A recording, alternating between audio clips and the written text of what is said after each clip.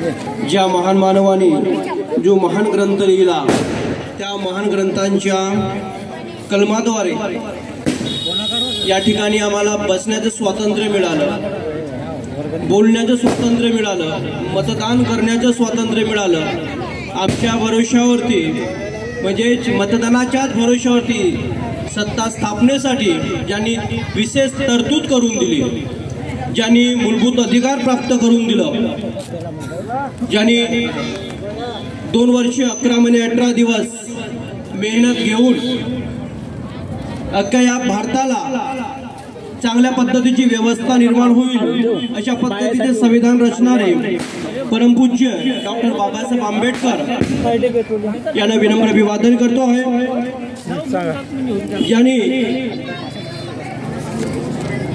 मनुष्य याचं कर्म हे सत्य कसं असावं, त्याचं कर्म जर सत्य असेल तर त्याचं फळ कशा पद्धतीने चांगलं मिळतो, समाजामध्ये मानवतेचं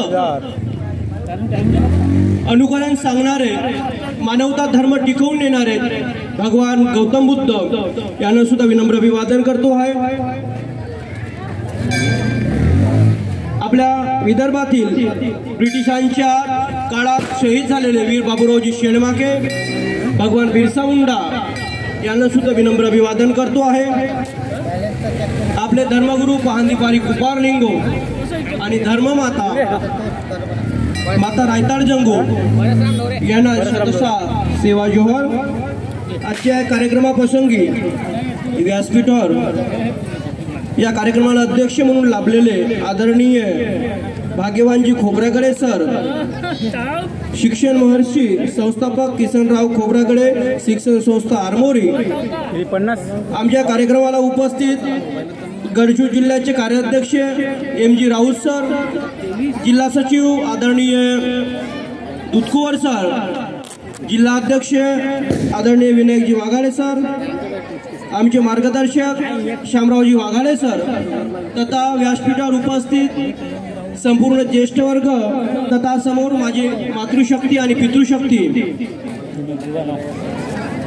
सर्वांना दीपावलीच्या सर्वप्रथम शुभेच्छा देतो। तुमचं जीवन सुख समृद्धीनं भरभराटीचं जावो असं बडादेव चरणी प्रार्थना करतो। बंधूंनो, सुरुवातीला एक प्रश्न विचारू इच्छितो। आज आपण इथे पूजा केलं, मी दुधकुवर सरांनी न्यायालयीन मार्गावर बोलले त्यामुळे मी त्या विषयावर बोलणार नाही। जी आपण आज पूजा केली, गोंगो केली त्याविषयी बोलतो आहे। आपण सांगावं, तुम्ही गोवर्धन पूजा केलीत की गोधन पूजा केली? बांधवांना विनंती आहे, तुम्ही गोवर्धन पूजा केली की गोधन पूजा केली? गोधन गोधन। असंच आपण निरुत्तर होतो। आपल्याला आपण पूजाही करतो, सगळ्या रीतिरिवाज पार पाडतो, पण आपल्याला सांगता येत नाही। आपण आपल्या भावाजवळ, मुलाजवळ जर समाजासमोर आपण बोलू शकत नाही तर विरोधक लोक जर तुमच्या समोर आलेत ना, तुम्हाला जर विचारले की ते काय पूजा करतात, आपण नाही सांगू शकत। बोलतो व्हावं लागेल। ज्या राज्य घटनेने तुम्हाला बोलण्याचा अधिकार दिलेला आहे त्याचा लाभ घ्यावा लागेल। फक्त आपण चुपचाप बसून राहतो आणि फायदा घेणारे बोलून जातात, फायदा घेतात, ही नामुष्की आहे आपली। म्हणून बंधूंनो, बोलायला शिका, नाही जास्त, पण जे आपण रीतिरिवाज करीत आहोत त्या रीतिरिवाजाविषयी तुमचं कर्तव्य आहे। आपल्या परिवारातील लहान मोठ्यांना सगळ्यांना रीतिरिवाजाचं महत्त्व समजून द्यावं। तर बंधूंनो, आपण या ठिकाणी गोधन पूजा केलेली आहे। गोधन पूजा ही म्हणजे किल्ला मुठवा देवाची पूजा। किल्ला मुठवा देव कोण? तर किल्ला मुठवा देव आपले पूर्वज आहेत, आमचे मूळ पुरुष जे जनावरांचे डॉक्टर होते। बरेच लोक आमच्या गोधन पूजेला गोवर्धन पूजेचं संदर्भ देतात, गोवर्धन पूजा म्हणतात, खूप पेपरबाजी करतात की अमुक अमुक लोकांनी गोवर्धन पूजा केलं, ते चुकीचं आहे, इतिहास चुकीचा आहे। महाभागवत गीता वाचा, महाशिवपुराण वाचा, तुमचं अस्तित्व कुठं आहे तुम्हाला दिसेल।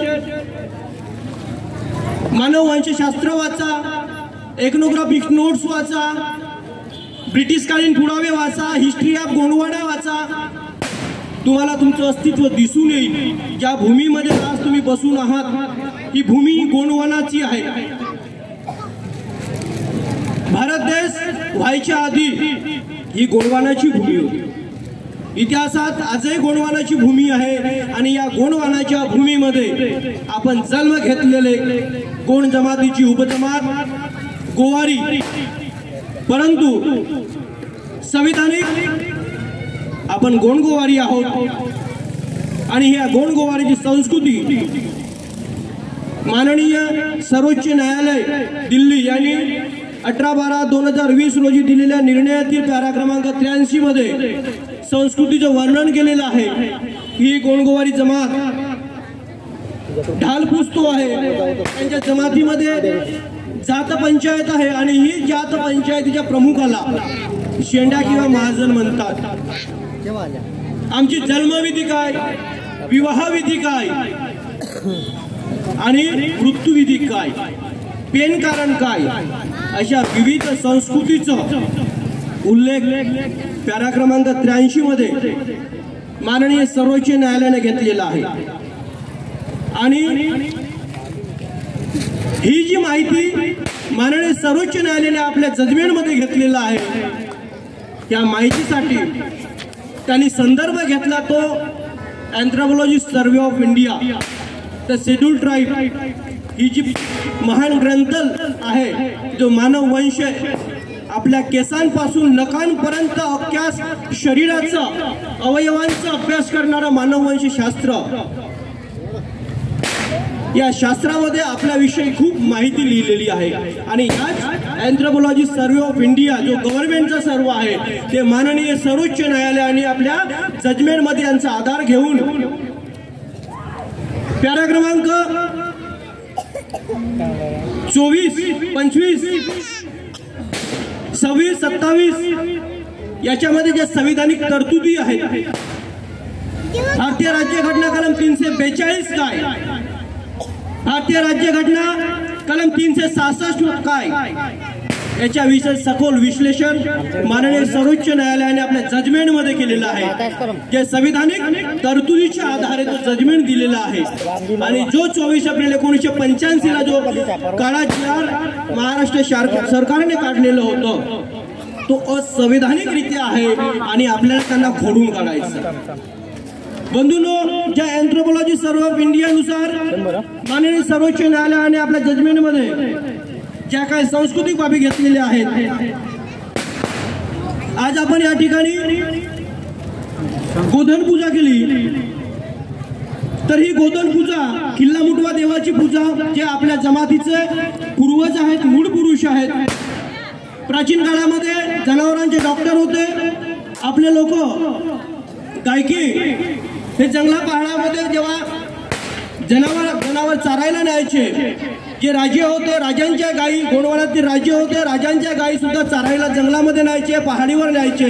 कालांतराने इतर गावामध्ये अनेक जाती जमातीच्या गायी बैल चारायला पहाडामध्ये न्यायचं आणि त्यावेळेस ते जनावर आजारी पडायचं। त्यावेळेस आपले पूर्वज जे होते खिल्ला मुटवा, जे तुम्ही गोधनाची पूजा करता, हे खिल्ला मुटवा देव, ह्या खिल्ला मुटवानी काय केलं, आजारी पडलेल्या जनावरांवर औषध उपचार करून जडीबुटीच्या माध्यमातून त्यांना प्राण वाचवलं आणि जनावरांचे प्राण वाचवलं। म्हणजेच काय केलं, जनावर जे राजे महाराजे होते, जे पाटील लोक होते, त्यांच्या जनावर आपल्या किल्ला मुटवानी वाचवून आपण जे गायकी जनावर राखलं व्यवस्थित चांगल्या पद्धतीनं, त्यांनी जे जबाबदारी आमच्यावर गाय चारण्याची दिली होती ते सुरळीत जनावर आपण त्यांच्या घरी पोहोचवून दिलं।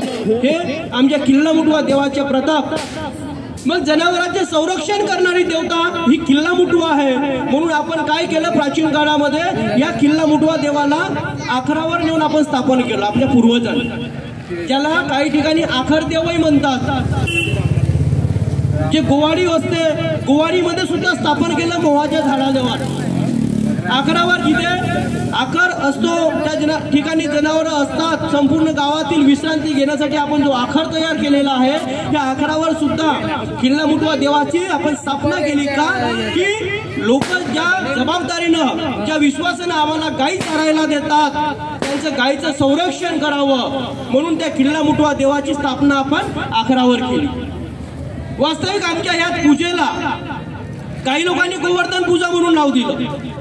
महाभागवत गीता तुम्ही वाचलंय, गोवर्धन पूजेचा इतिहास जरा वेगळा आहे. आमच्या गोवर्धन पूजेचा इतिहास वेगळा आहे. आमचे देव वेगळे आहेत, गोवर्धन पूजेतील देव वेगळे आहेत. म्हणून गोवर्धन पूजेसोबत आमच्या गोवर्धन पूजेचा कुठलाही संबंध नाही. मी बऱ्याच ठिकाणी हे सिद्ध करून दाखवू शकतो. महाशिवपुराण असेल, गीता असेल, गोंडवानाचं हिस्ट्री असेल, या पद्धतीनं मी दाखवू शकतो की आपला कुठलाही रिलेशन गोवर्धन पूजेशी नाही. तर बंधूंनो, जी आपण ढाल खेळवतो ही ढाल कुठून आली? अनेक आम्ही पूर्वजांना विचारलं. 80-90 वर्षाच्या अनेक लोकांना आपण विचारलं समाजाच्या. MP मध्ये गेलो, छत्तीसगड मध्ये, तेलंगणामध्ये गेलो, महाराष्ट्रामध्ये फिरलो, पण ढालीचा इतिहास आम्हाला वास्तविक मिळालं नाही. तर अंधश्रद्धेत इतिहास आम्हाला मिळालं ते आपल्याला मान्य नव्हतं. त्या इतिहासामध्ये कुठलंही तथ्य नव्हतं. आज आपण पुराव्यानिशी ढालीचा सांस्कृतिक इतिहास काय, ढाल कुठून निर्माण झाली, आपण ढाल का पूजत आहोत, त्या पूर्वजांच्या स्वरूपात ढालीची निर्मिती का करीत आहोत, आपण अभ्यास केला गोंडवानाचं. ज्या गोंडवाना भूमीमध्ये प्राचीन काळामध्ये नातीगोती नव्हती, त्या काळामध्ये विवाह व्यवस्था उदयास यायची होती आणि त्यावेळेस जे मुलं बाळ निर्माण व्हायचे, संतान निर्माण व्हायची, जन्माला यायची, ते बुद्धिहीन अपंग यायची. आणि याचं निराकरण करण्यासाठी पहांदीबाई कुंभारलिंगोनं प्रश्न पडला की असंच जर माझा समाज चालत राहिलं तर भविष्यात माझा मूळ समुदाय हा नष्ट होईल आणि असंच अपंगत्व बुद्धिहीनता मूळ जन्माला आलं. एक दिवस या प्रकृतीच्या मधून, या भूमीमधून आपलं कुठंतरी आदिवासीत्व किंवा मूळ निवासी संपूर्ण नष्ट होईल. म्हणून त्यांना निराकरण करण्याचा विचार केला आणि त्याच्यानंतर त्यांनी 7 वर्ष तपस्या केली. गोंदियाच्या कसारगडामध्ये त्यांनी स्थापना केली 7 वर्ष आणि शंभू शेखाच्या मार्गदर्शनाखाली त्यांनी देव व्यवस्था निर्माण केली, गोत्र व्यवस्था निर्माण केली आणि तिथून विवाह व्यवस्था निर्माण केली, गोठूल व्यवस्था निर्माण केली आणि समुदायाला गोठूलच्या माध्यमातून शिक्षण देण्याचं काम पहांदीबाई कुंभारलिंगोने केलं. त्यावेळेस गोठूल व्यवस्था केली आणि त्या गोठूल व्यवस्थेमध्ये 9 सदस्यीय कमिटी होती. 9 सदस्यीय कमिटीपैकी 3रा आणि 8वा सदस्य हा गोवारी होता. एक गोवारी जो गोठूलचे रक्षण करायचं आणि दुसरा 8वा सदस्य जेव्हा गाव झोपायचं, सगळे गावातील लोक झोपायचे थकून बागून आल्यानंतर त्यांना गावाचे रक्षण करण्याचं काम 8वा सदस्याने केलं. आज आम्हाला अभिमान पाहिजे की पहांदीबाई कुंभारलिंगोच्या काळापासून जो गोठूल व्यवस्था निर्माण झाली त्या गोठूल व्यवस्थेमध्ये 9 सदस्यीय कमिटीमध्ये 3रा आणि 8वा सदस्यत्व आम्हाला मिळालेलं आहे. आमचं मूळ अस्तित्व तिथून आहे. म्हणून आम्ही गोंड जमातीची उपजमात गोवारी आहोत आणि संविधानिक गोंड गोवारी आहोत. विवाह व्यवस्था निर्माण झाली, देव व्यवस्था निर्माण झाली. ज्या पद्धतीने तर आदिवासी जमातीमध्ये 6 देव, 3 देव, 4 देव, 5 देव, 6 देव, 7 देव आहेत, त्याच पद्धतीने आमच्याही जमातीमध्ये 3 देवांपासून 7 देवांपर्यंत आहे. ही देव पद्धती आली कुठून? इतर आदिवासी जमातीमध्ये सुद्धा मूठ पूजा करतात, आमच्यामध्ये सुद्धा मूठ पूजा करतो. जेवढे आम्ही तांदळाच्या मुठी मांडतो तेवढे देव आहे आपले आहेत. कोणी 6 तांदळाच्या मुठी मांडत असतील ती 6 देवे आहेत, कोणी 4 तांदळाच्या मुठी मांडत असतील हे 4 देवे आहेत. ही जी व्यवस्था जी आहे ही व्यवस्था पहांदीबाई कुंभारलिंगोनी आपल्या काळामध्ये केली आणि विषम गोत्रामध्ये विवाह निर्माण करण्याची प्रथा लावून ठेवली. त्याच्यामुळे जे पुत्रसंतान निर्माण झाली, जन्माला आली, ती बुद्धिवान, चतुर, बलशाली निर्माण झाली आणि त्यानंतर जो समाजामध्ये आनंद उत्सव निर्माण झालेला, त्या आनंद उत्सव हे पहांदीबारी कुंभारलिंगोनी आणि गोत्र व्यवस्था देवे पद्धती निर्माण केल्यामुळे झाली. विषम गोत्रात विवाह निर्माण करण्याची जी परंपरा सुरू केली त्याच्यामुळे झाली. आणि पहांदीबारी कुंभारलिंगो यांना देवे व्यवस्था गोत्र व्यवस्था निर्माण करण्यामध्ये माता रायताड जंगो यांनी मदत केली. आणि दोघांच्या माध्यमातून विवाह व्यवस्था आणि गोठूल व्यवस्था, इतर जे अनाथ बालके होते, अपंग महिला होत्या, विधवा महिला होत्या, त्यांना संरक्षण करण्याचं काम माता रायताड जंगोने केलं. म्हणजे समाजामध्ये जागृती करण्याचं काम पहांदीबारी कुंभारलिंगो आणि माता रायताड जंगो यांनी समाज संरचना निर्माण केली. आणि त्याच्यानंतर समुदायामध्ये जो आनंद निर्माण झाला, उत्साह निर्माण झाला. म्हणून त्याच काळामध्ये ज्या काठ सावरीच्या झाडाखाली पहांदीबारी कुंभारलिंगोनी 7 वर्षे तपस्या केली होती, त्याच काठ सावरीच्या झाडाखाली 2 ढाली निर्माण करण्यात आल्या होत्या, एक पुरुषाची आणि एक स्त्रीची. जी आपल्याकडे पुरुषाची ढाल आहे पहांदीबारी कुंभारलिंगो यांचं प्रतीक, तर आपल्या पूर्वजांच्या स्वरूपात ती ढाल आम्ही बनवलेली आहे. जे महिलाची एक ढाल बनवलेली आहे ते माता रायताड जंगोचं प्रतीक आणि आपल्याच पूर्वज महिलांचं स्वरूप आहे. स्वरूप आणि प्रतीकात फरक आहे. त्याच काळामध्ये ह्या 2 ढाली प्राचीन काळापासून आजही आपण पूजत आहोत. अर्थात आपण पहांदीबारी कुंभारलिंगो आणि माता रायताड जंगो या दोनही महामानवांचं आधीपासून पूजन करीत आहोत. परंतु आपण हे सांगू शकत नाही की आपले देव, आपले पूर्वज, आपले संरचना निर्माण करणारे हे महापुरुष आहेत. तर ढालीची निर्मिती इथून झाली. त्या काळामध्ये काठ सावरीच्या झाडाखाली त्यांनी ढाली निर्माण केल्या होत्या. आजही आपण जे ढाल पुजतो आहोत, रात्रीला आपण ढाल सजवतो, ते काठ सावरीच्या झाडालाच आपण बांधून ठेवतो. आता काही ठिकाणी काठ सावरीचं झाड उपलब्ध नसेल तर मोहाचं खांब त्या ठिकाणी बांधल्या जातं. कारण पहांदीबारी कुंभारलिंगो, काठ सावरीचं झाड आणि आजची परिस्थिती जर बघितलं तर आजही आपण काठ सावरीच्या झाडाशिवाय आपण पूजा करत नाही. मात्र ज्या व्यक्तींच्या घरी ढाल आहे त्या व्यक्तीला काठ सावरीचं झाड तोडता येत नाही, त्याला सोयऱ्यानंच तोडावं लागतं. हा इतिहास आहे. पण काही लोकांनी स्वतःच आपल्या हातानं झाड तोडण्याचा प्रयत्न केला आहे आणि करत आहेत. हे चुकीचं आहे. आपण जे प्राचीन परंपरा आहे तोडायला नको आहे. कारण घरातली धार्मिक विधी, बरीचशी घरातली धार्मिक विधी आणि ढालीचं काम, जे झाड तोडायचं असेल तर सोयऱ्याच्या हातानं झाड तोडावं लागतं. आणि म्हणून त्याची पूजा, तोडल्यानंतर पूजा घरचा व्यक्ती, मुख्य व्यक्ती करू शकतो. हा ढालीचा इतिहास आहे. हा ढाल इथून निर्माण झाली. आता प्रश्न असा पडतो की आज ह्या दिवाळीलाच का ढाल नाचवली जाते किंवा दिवाळीलाच का खेळली जाते? कारण अश्विन दशमीला ढाल तयार झालेली होती. वास्तविक इतिहास असा आहे की अश्विन दशमीला ढाल तयार झाली आणि अश्विन दशमी नंतरच आपल्या शेतीतील अन्न, धान, पिके हे पिकतात, जेणेकरून आपल्या परिवारामध्ये आपण विवाह संपन्न करून 2 लोकांना जेवण घालू शकतो. म्हणून अश्विन दशमीच्या नंतरच आपण या दिवशी ढालीची मोठ्या उत्साहात पूजा करतो, गंगो करतोय. आणि ही ढाल वाचत, नाचत गाजत आपण घरून गोधनावर आणतो, आखरावर आणतोय. आणि गोधन जो असतो किल्ला मुठवा देव, त्या किल्ला मुठवाच्या देवाच्या भोवताल आम्ही प्रदर्शना घालून त्या ढालीला, किल्ला मुठवाला नमस्कार करण्यासाठी गोधनावरचा टीका आम्ही ढालीला लावतो. हा इतिहास आहे. त्यांची भेट घडवून देतो आहोत आपण ढालीच्या माध्यमातून. कुंभारलिंगो आणि माता रायताड जंगो आणि किल्ला मुठवा देवाची मोठ्या उत्साहाने पार पाडतो. आणि त्याच्यानंतर नदीवर आम्ही पाणी पाजायला सुद्धा नेतो आणि गावात ही ढाल ही फिरवतो. का फिरवतो? आता ही ढाल प्रत्येक घरोघरी ढाल फिरवतो की ज्यांनी विवाह व्यवस्था निर्माण करून दिली, समाजाची संरचना निर्माण करून दिली, त्यांच्या प्रतीकामध्ये ज्या 2 ढाली आहेत, ह्या 2 ढाली प्रत्येकाच्या घरी नेऊन त्यांच्या घरातील विवाह व्यवस्था किंवा त्यांच्या घरातील जनावर, गाई ढोरे हे किल्ला मुठवा देवांच्या साक्षीनं, त्यांच्या आशीर्वादाने सुख समृद्धी त्यांच्या घरी नांदो. म्हणून आपण त्या ढालीला प्रत्येकाच्या घरी नेऊन त्या ढालीची आपण त्या मानता करतो आणि ढालीचं दर्शन प्रत्येकाच्या घरी आपण देतो. हा ढालीचा इतिहास आहे. तर ही आपली परंपरा आहे. आपल्यामध्ये देवी व्यवस्था सुद्धा आहे.